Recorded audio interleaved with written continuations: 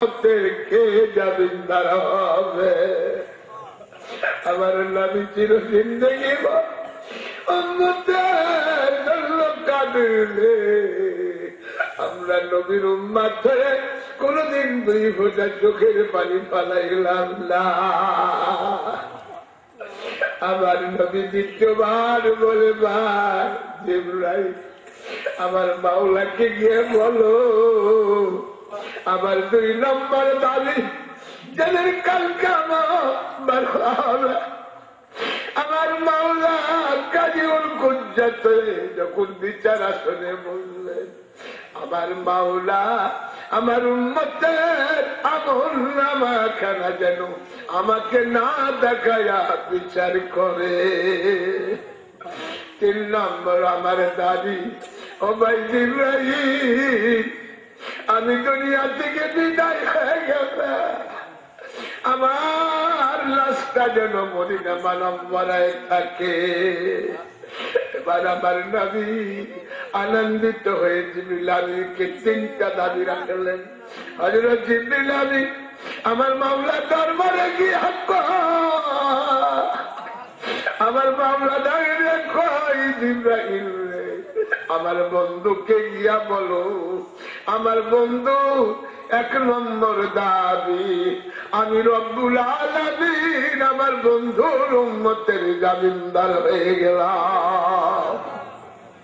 2 নম্বর দাবি খানা আমি পূরণ করতে পারবো না। আমার বন্ধু তার উম্মতের আমল যখন দেখবে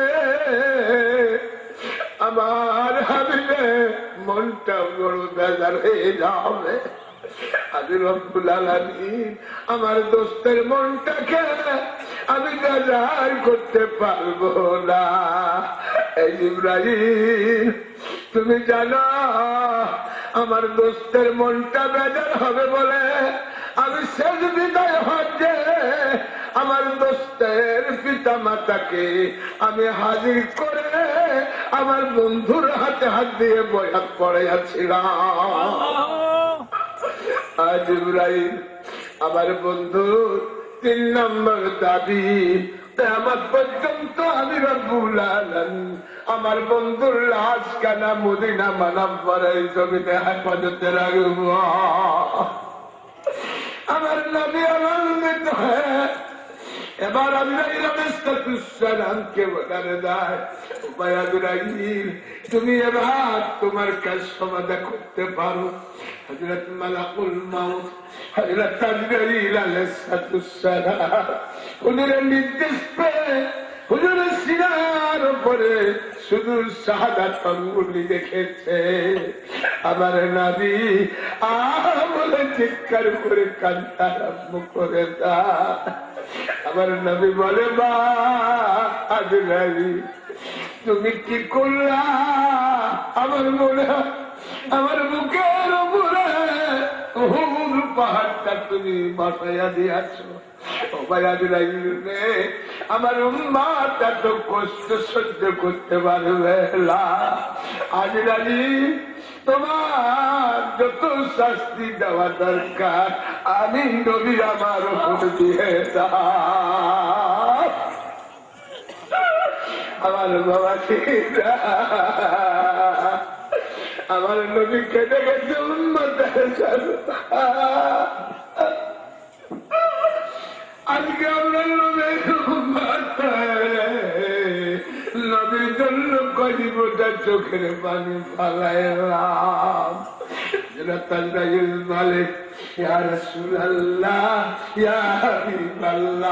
ইতিপূর্বে আমি যত জান কবজ করেছি এত সহজে আসামি কারো জান কবজ করে না। আমার রাসূলকে বলা ভাই তুমি বলো এত সহজে আসামে জান কারো কবজ করো না। আজরাইল তুমি আমার কাছে ওয়াদা করো আমার উম্মতে এত কষ্ট দিয়ে জান কবজ করতে পারবে না। হযরত মালাকুল মাউত আজরাইল আলাইহিস সালাম ওয়াদা করে বলে ইয়া রাসূলুল্লাহ হাবিবাল্লাহ আমি কথা দিলাম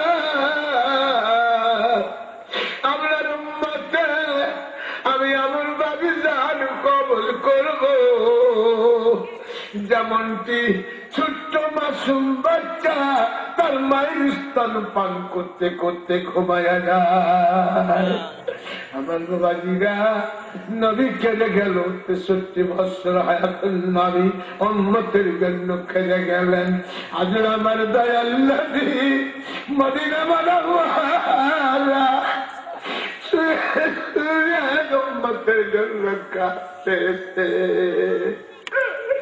আমার বাবাজিরা আজ নবীর প্রেম, নবীর মহব্বত, নবীর ভালোবাসা আমাদের মাঝে না।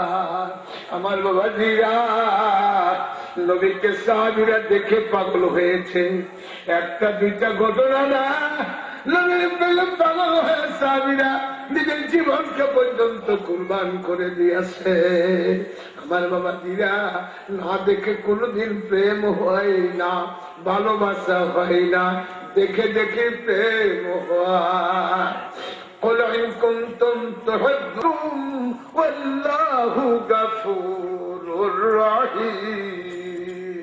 আল্লাহ বলে, হে রাসূল আপনি বলে দিন, ইন কুনতুম তুহিব্বুন আল্লাহ, আমি আল্লাহ, আমাকে যদি কেউ মহব্বত করতে চায় রাসূল তুমি বলে দাও তারা যেন তোমাকে মহব্বত করে।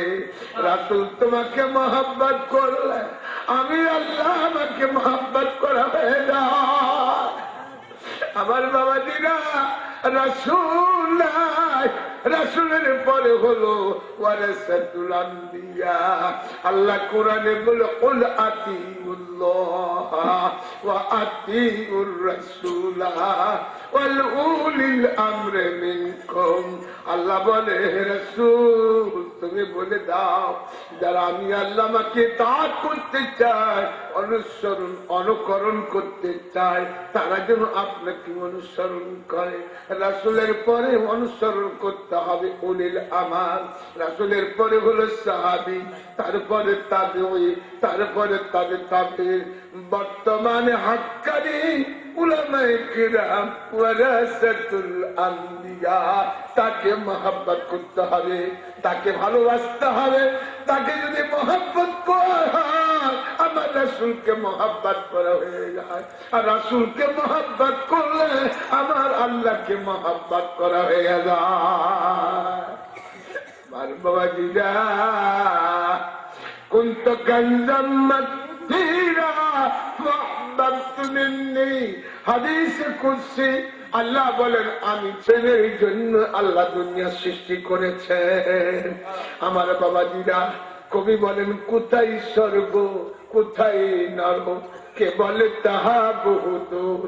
মানুষের মাঝে স্বর্গ নরক, মানুষের সুরাসুর।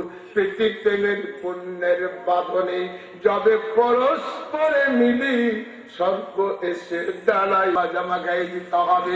আমার মসজিদ গোল তুমি মাথায় দেয়, আমিও গোল তুমি মাথায় দেওয়া। আমার মসজিদের দাঁড়িয়ে আছে, আমি আমার মসজিদের মতো দাঁড়িয়ে রাখবো। আমি আমার মসজিদ হোকা বিড়ি পান সিগারেট খাই না, আমি ওইগুলো খাবো না। আমার মসজিদ সবসময় আখলাকিল্লাহ। সামনে যে রওনা দিল মাটি ঘোড়াকে, এবার নর ঘোড়া ফলো করে নদীতে নেমে পড়লো। আল্লাহ পাকের ইচ্ছায় ওয়াগরাকনা আল ফিরআউনা ইয়াসুমুনাকুম সুওয়াল আযাব। ফিরআউনের সমস্ত দল সবই ডুবে মরল, কিন্তু ফিরআউনের দলে ছিল একটা বাদ্যবাদক, এই বাদ্যবাদকটা ডুবে মরল না। হযরত মুসা আলাইহিস সালাম আমার আল্লাহকে ডাক দিয়া কয়, আল্লাহ গো তুমি সবকে ডুবাইয়া মারলা, এই বাদ্যবাদকটাকে কেন তুমি মারলে না? আমার আল্লাহ ডাক দিয়া কয়, এ মুসা তুমি চাই দেখো তো, এই বাদ্যবাদকটা হাতে তসবিহ, তোমার হাতে লাঠি, বাদ্যবাদকটার হাতে লাঠি। এ মুসা তোমার বাহ্যিক সুরাত ধারণ করার কারণে আমি আল্লাহ তাকে ডুবাইয়া মারতে পারলাম না। আমার বাবাজিরা একজন বাদ্যবাদককে যদি আল্লাহ পাক রব্বুল আলামিন মুসা কালিমুল্লাহ বাহ্যিক পোশাক পরিচ্ছদ এই দেওয়ার কারণে যে আল্লাহ ডুবাইয়ে নামাতে পারে। একজন আল্লাহওয়ালা লোকের হাজির পোশাক পরিচ্ছদ, আচার ব্যবহার, চাল চলন, উঠা বসা, খাওয়া দাওয়া, ইবাদত বান্দেগি কেউ যদি অনুকরণ করে আমার আল্লাহ তাকে জাহান্নামের আগুনে কোনদিন দিবে না।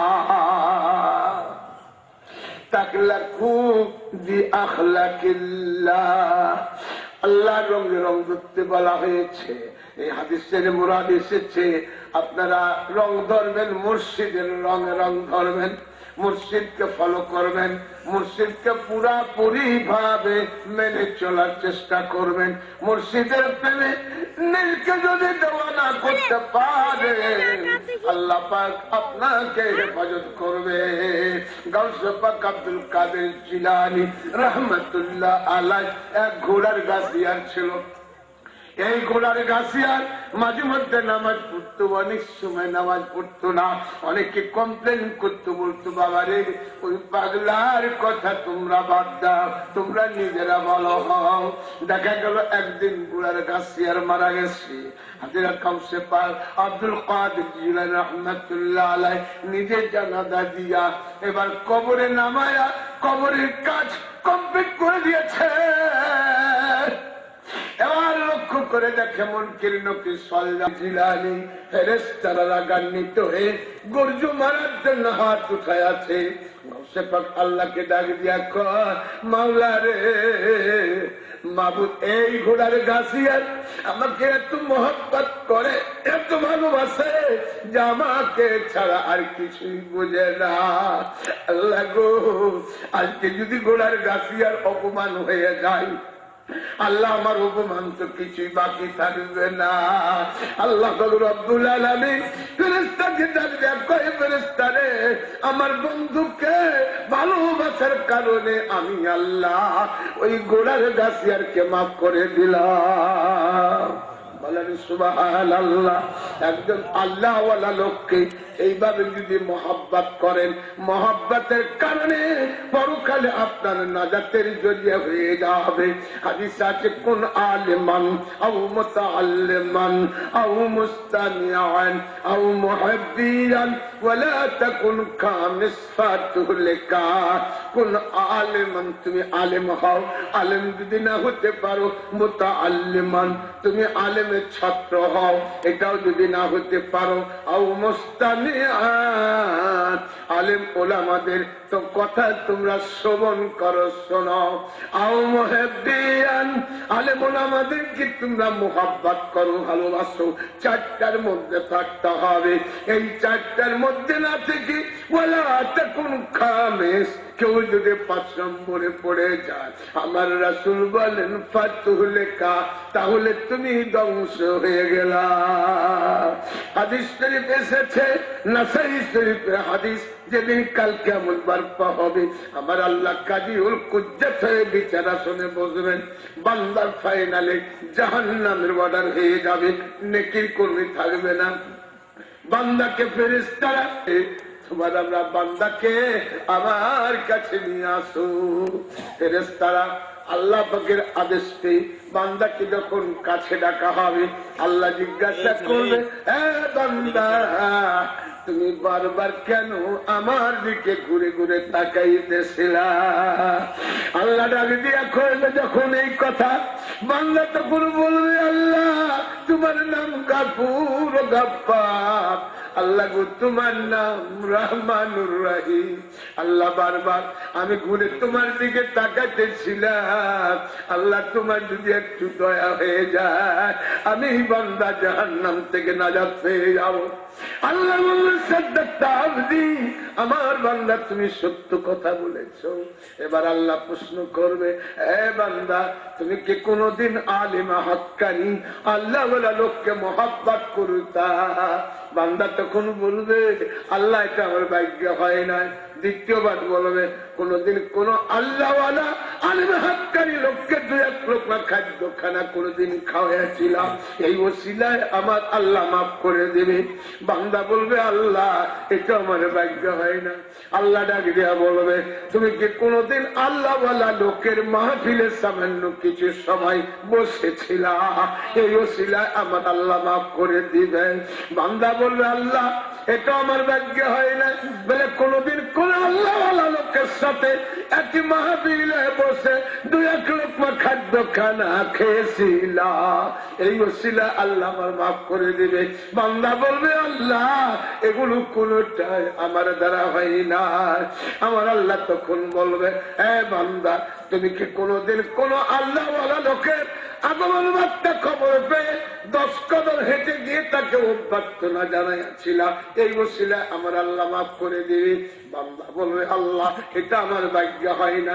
বলে কোনদিন কোন আল্লাহওয়ালা লোক বিদায়ের সময় পিছনে পিছনে 10 কদম হেঁটে গিয়ে তাকে বিদায় দিয়েছিলাম। বান্দা বলবে আল্লাহ এগুলো আমার কোনটাই আমার দ্বারা হয় না। আমার আল্লাহ বলবে রে কমবক্ত নাদান, তোর মতো কমবক্ত নাদান দুনিয়ার জমিনে আর না। বুঝলাম তোমার দ্বারা হয় নাই, কিন্তু যেই বান্দা আল্লাহ আল্লাহ লোককে মহাব্বত করত, ভালোবাসত, তার মাহফিলে যাইছিল, তাকে ইস্তেকবাল করেছিল, এই ধরনের লোকের সঙ্গে কি তোমার মহাব্বত আছে, চলাফেরা আছে, উঠা বসা আছে? বান্দা তখন বলবে হ্যাঁ আল্লাহ এই ধরনের লোকের সঙ্গে আমার মহাব্বত আছে। আমার আল্লাহ ডাক দিয়া বলবে হ্যাঁ বান্দা যা, আমি আল্লাহ এই ওসিলাই তোকে মাফতে পারে না, অবশ্যই পারে।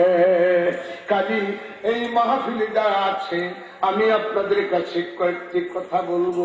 আমার বাবাজিরা আল্লাহ পাকের ওয়াদা হয়ে যাবে, এই কথা বলা যাবে না। আমি কয়েকটি কথা বলবো।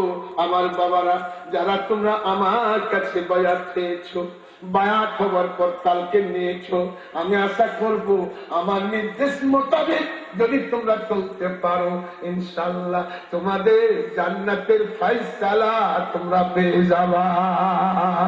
জান্নাতের ফয়সালা ভাগ আছে, একটা হলো মুরিদ আর একটা হলো মারিদ। মারিদ হলো শয়তানের নাম, আর মুরিদ হলো আল্লাহ তাআলা নিজের প্রেমে আল্লাহর নবীর প্রেমে পাগল হইয়া সমস্ত ধন সম্পদ সব বিলাইয়ে দিয়েছিল। হযরত উসমান বলেছেন মুর্শিদের ওসিলায় তুমি নবীকে পাবা। কাজী মুর্শিদের প্রেমে নিজের জীবনকে কুরবান করতে হবে। যেমনিতে সাহাবায়ে কেরামরা আল্লাহর নবীর প্রেমে পাগল হয়ে নিজের জীবন কুরবান করে দিয়েছিল। নবীর প্রেমে পাগল হয়ে হযরত উমর ফারুক রাদিয়াল্লাহু তাআলা আনহু নবীর মাথা কাটতে গিয়া নিজের মাথা বিক্রয় করে দিলেন। হযরত উমর ফারুক আমার রাসূলের কাছ থেকে বিদায় নিয়ে ইসলাম ধর্ম গ্রহণ করে। নবীর প্রেমে কেমন ভাবে তারা পাগল ছিল, নবীর প্রেমে তারা কত দেওয়ানা হয়েছিল। আমার বাবাজিরা নজিরবিহীন ঘটনা হযরত উমর ফারুক রাদিয়াল্লাহু তাআলা আনহুর ঘটনা।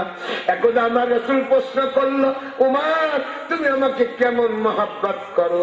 হযরত উমর বলল ইয়া রাসূলুল্লাহ আমি আপনাকে আমার টাকা পয়সা ছেলে মেয়ে বিবি বাচ্চা ধন দৌলত সবচেয়ে বেশি মহব্বত করি। আমার রাসূল বলল উমর এখনো তুমি প্রকৃত মুমিন হতে পারো না। হযরত উমর 2 চোখের পানি ছেড়ে দিয়ে কাঁদতে লাগলো। আবার নবী হযরত উমর ফারুক রাদিয়াল্লাহু তাআলা আনহুকে ডাক দিয়া হুজুর পাক তার সিনায় হাত রেখে দোয়া করে বলে ওমর তুমি আমাকে কেমন মহব্বত করো? হযরত উমর বলে ইয়া রাসূলুল্লাহ ইয়া হাবিবাল্লাহ আমি আপনাকে আমার টাকা পয়সা বিবি বাচ্চা ছেলে মেয়ে স্ত্রী পরিবার পরিজন এমনকি আমার নিজের জীবন হচ্ছেও ওদিকে মহব্বত করি। আমার রাসূল বলল এখন তুমি প্রকৃত পক্ষে মুমিন। আমার বাবাজিরা তুমি আর তো আমার বাবাজিরা মুর্শিদ কেবলাকে নিজের জীবনের চেয়ে বেশি মূল্যবান মনে করতে হবে, তাহলে প্রকৃত মুরিদের খাতায় আপনার নাম লেখা হবে। আমার বাবাজিরা, এই দুনিয়া কিছু নয় বাবা, এই দুনিয়া ছেড়ে সকলকে আমাদের চলে যেতে হবে। আমাদের আসল ঠিকানা হলো ওই কঠিন মঞ্জিল কবর। কুল্লু শাইইন ইরজিউ ইলা আসলিহি, প্রত্যেকটা জিনিস আসলের দিকে ধাবিত হবে। আমরা যেখানে ছিলাম সেখানে চলে যাব। এই দুনিয়া হলো আমাদের জন্য ক্ষণস্থায়ী, এই দুনিয়া কেউ কোনোদিন চিরস্থায়ী বসবাস করতে আসে নাই। কাজে এখানে আমরা চিরস্থায়ী থাকবো না। আমাদের চিরস্থায়ী চিরকালের ঠিকানা যেখানে, সেটাকে সুন্দর করতে হবে। এটা যদি আমরা সুন্দর করতে পারি তাহলে ইমানের সহিত আমরা মৃত্যুবরণ করতে পারবো। ইমানের সাথে যদি মৃত্যুবরণ করতে পারে ইনশাআল্লাহ আপনার কোনো অসুবিধা হবে না। আমাদের তাসাউফের কিতাব আছে, যারা কামেল মুর্শিদে হাতে হাত দিয়া বায়াত গ্রহণ করেছে, শয়তান কোনদিন তাদের ওয়াসওয়াসা দিতে পারবে না। এই মাত্র আমার একজন ভক্ত দুনিয়া থেকে বিদায় নিল। এরা বিশ্বাস অনেকে করল, অনেকে বিশ্বাস করতে পারল না। ওই প্রেসিডেন্ট হাবিবুর রহমান সাহেব সঙ্গে সঙ্গে ঠিকানা লিখে একটা লোককে পাঠিয়ে দিয়েছিল, যাও এই সংবাদটা তুমি নিয়ে খবর নিয়ে আসো। আমি ওই এলাকায় ছিলাম, সংবাদ নিয়ে এসেছে। ঠিক ওই আসরের টাইমে দুনিয়া থেকে বিদায় নিয়েছে। জিজ্ঞাসা করেছে কেমন ঘটনাটা কি ধরনের ঘটছিল মৃত্যুর সময়। বললে তেমন তো ঘটনা উল্লেখযোগ্য ছিল না। উল্লেখযোগ্য ঘটনার মধ্যে ছিল আমাদের গাঁও মোল্লা আমার আব্বাকে তোবা তাহলিল করার জন্য এসেছিল। আমার আব্বা বলতেছিল আমাকে তোবা করার দরকার হবে না, এখন আপনারা কেউ আমাকে বিরক্ত করবেন না। আমার মুর্শিদ কেবলা এখন আমার সামনে হাজির।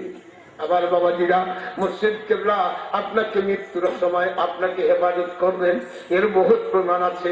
হযরত নাজমুল কুবরা হাতে হাত দিয়ে মরিয়েছিলেন।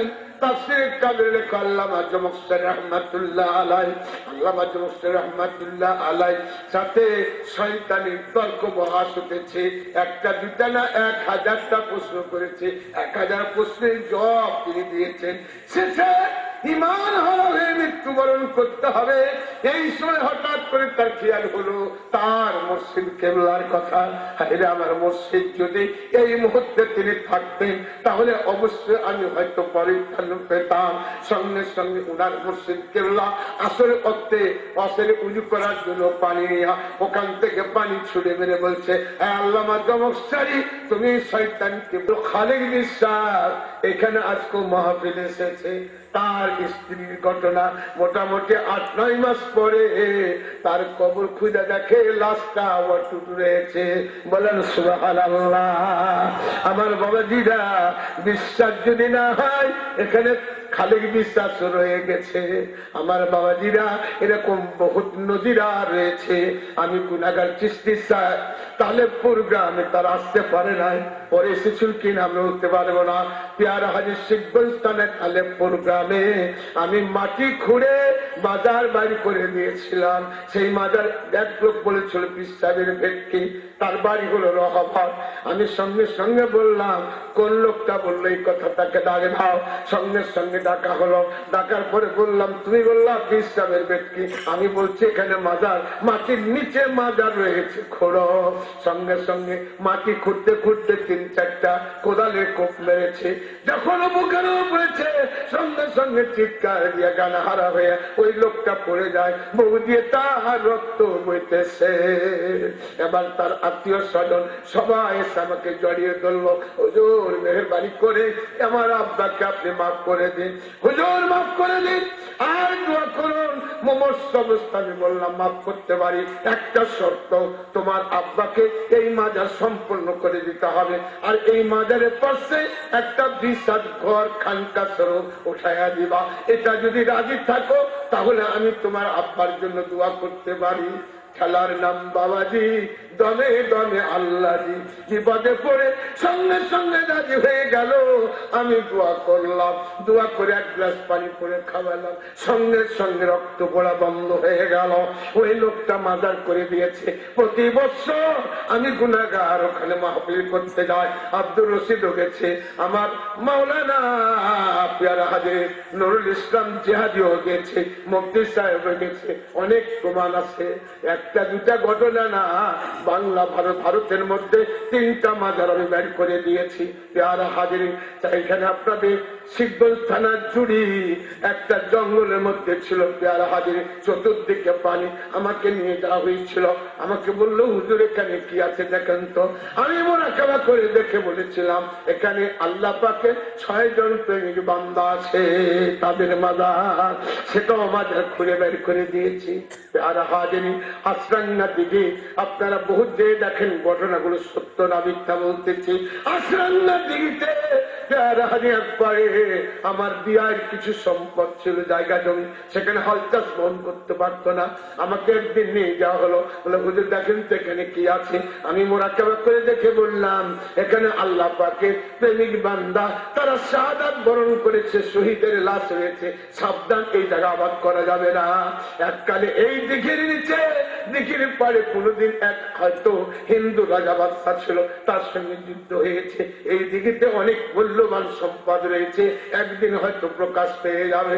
আল্লাহ পাকের বর্ষের শুকরিয়া, আমি বাস্তব কথা বলতেছি। কয়েক বছর আগে খালেদা জিয়ার প্রিয় দে ওই দিঘিটা সমস্ত পানি উঠাইয়া পুনরায় খনন করতে গিয়া পেয়ারা হাজির কয়েক হাজার কোটি টাকার সম্পদ পাওয়া গেছে।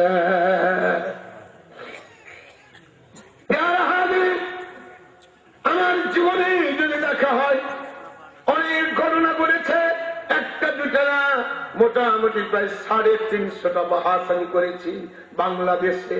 আল্লাহ রহমতে কোন বাহাসি কোনদিন আমাকে কেউ পরাজিত করতে পারে না।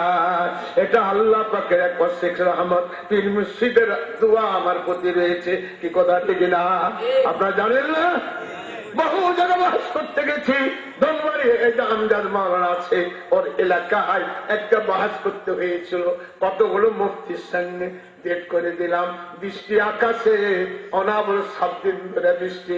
আমাকে দেখো বুঝুক বৃষ্টির মধ্যে এই বাহাসের সভা করবো কি করে, আমার মুখ দিয়ে বেড়ে গেল। তুমি চিন্তা করো না, তোমার দায়িত্ব মাইকিং করা, বাহাসের রেডি করা। ইনশাল্লাহ যেদিন বাহাস হবে বৃষ্টি বন্ধ হয়ে যাবে। আল্লাহ পাকের অশেষ শুকরিয়া, সকাল থেকে আকাশ পরিষ্কার, এমন রোদ্র উঠেছে, সমস্ত মা কাদো হয়ে আছে, তাও শুকায় না। আমরা গেলাম দুপুরের টানে বাহাসের সভা শুরু হলো। প্রতিপক্ষ 2-4 জন ছিল, তারা লুকায়া লুকায়া বাহাসের সমস্ত জবাব দেওয়া হলো। জবাব দিতে থেকে এমন এক পর্যায়ে আমার মেজাজ খারাপ হয়ে গেছিল।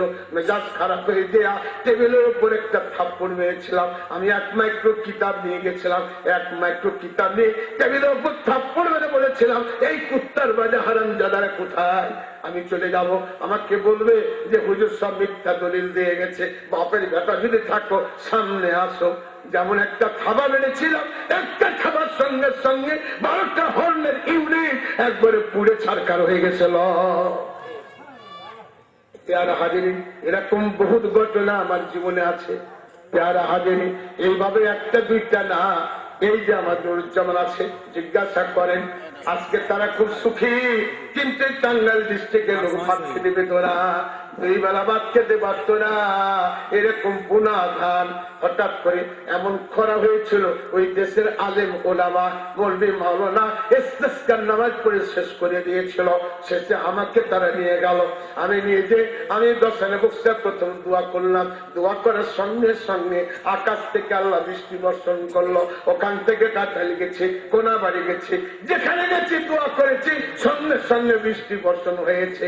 আমার বাবাজিরা এরকম বৃষ্টি বন্ধ করে আমি বহু সভা করেছি।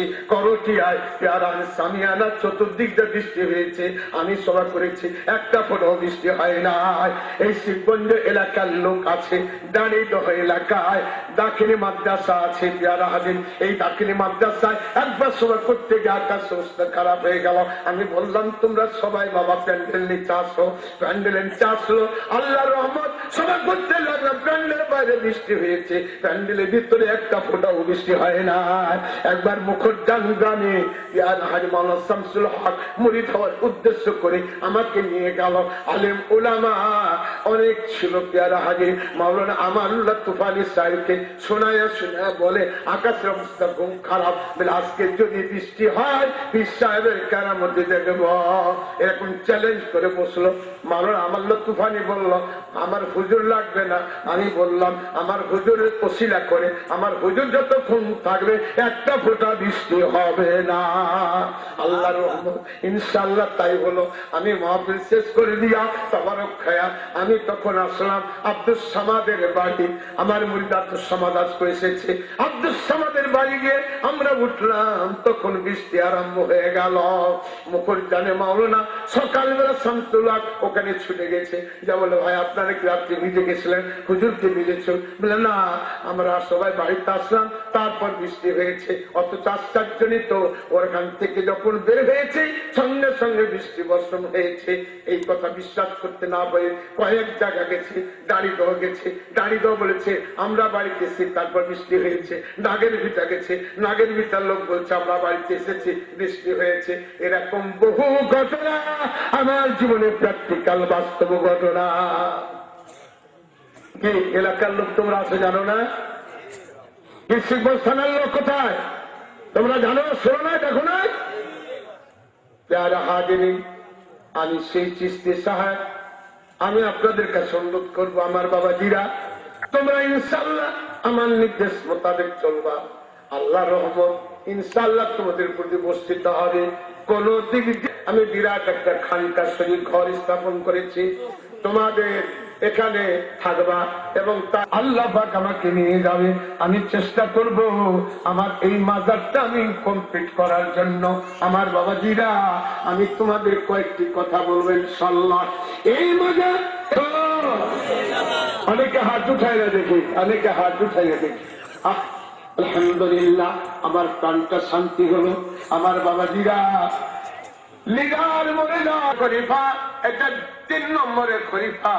আমার খলিফা আব্দুল কুদ্দুস সাহেব এখানে উপস্থিত। আমার খলিফা খোদা বক্স শান্তি সরকার সাহেব আছে উপস্থিত। মঞ্চে আছে আমার খলিফা, মঞ্চে আছে আমার খলিফা ডাক্তার মঈনুদ্দিন আহমদ সাহেব। মঈনুদ্দিন আহমদ সাহেব আমার খলিফা। মঞ্চে আছে আমার এক পাগল, আমাকে অত্যাধিক মহব্বত করে, ভালোবাসে, জুলহাজ উদ্দিন পাগল এখানে মঞ্চে আছে।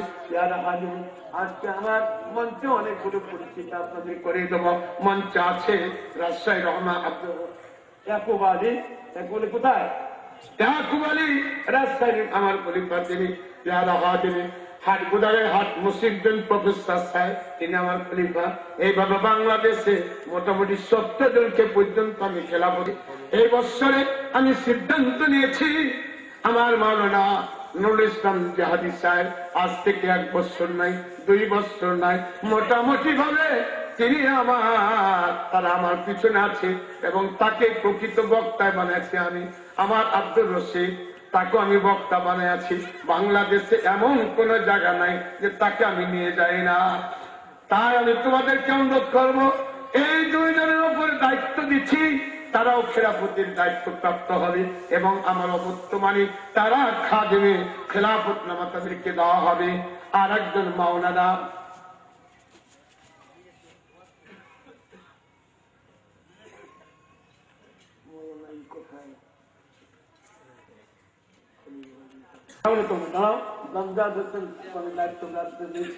রুহুল আমিন কুফা গ্রামের, তাকে আমার দায়িত্ব দেওয়া আছে। এইভাবে মোটামুটি 70 জনকে আমি খেলাফত নামার দায়িত্ব দিয়েছি। আমার বর্তমানে তারা একমাত্র আমার বড়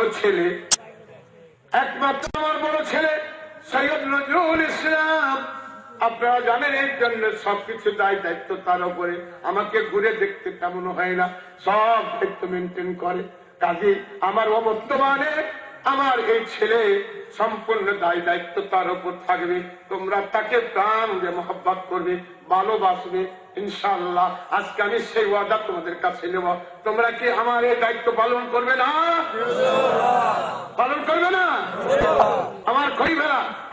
আমি বলবো তোমরা আমার ছেলেকে অন্তত